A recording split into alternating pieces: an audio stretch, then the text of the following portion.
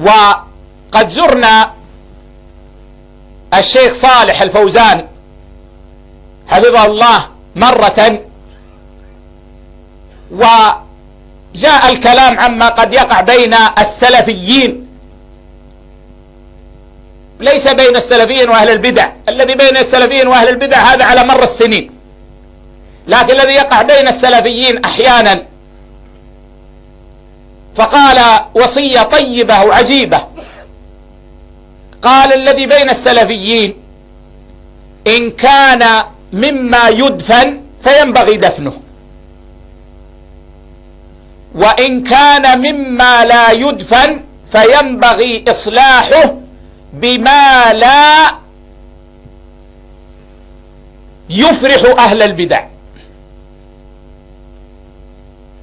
يعني الذي يدفن الأمور الشخصية، والله فلان قال عني كذا، والله فلان قال كلمة، والله كذا، هذه ممكن دفنها تدفن.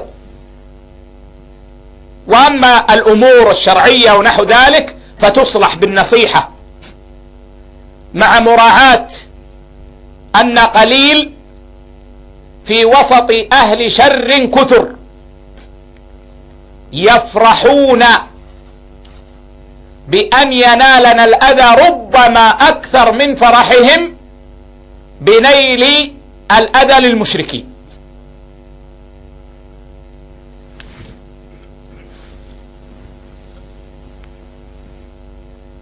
وزرنا الشيخ ربيع متع الله به وأطال عمره في طاعة، ونصره بالسنة ونصر السنة به.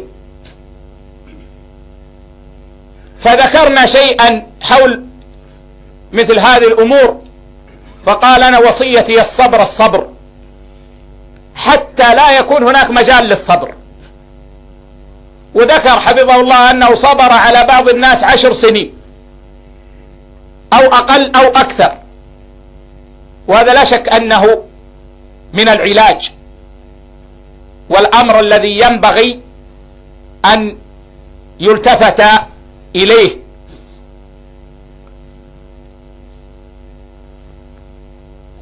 هذا الأمر ينبغي مراعاته، والنبي صلى الله عليه وسلم يقول في تسوية الصفوف: لينوا في أيدي إخوانكم. فكيف في الدلالة على الخير، في التنبيه على شر؟ ينبغي علينا أن نلين في أيدي إخواننا وأن لا نكابر، مع حسن الظن وسلامة القلب. ولا سعادة للإنسان إلا بسلامة قلبه،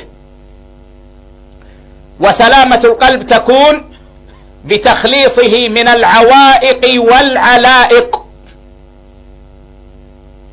ليكون همه وهمته لله سبحانه وتعالى. هذه في الحقيقة كليمات مذكرات، وإلا فأنا أعلم أني لم أزدكم شيئا، ولكنها الذكرى، والذكرى تنفع المؤمنين.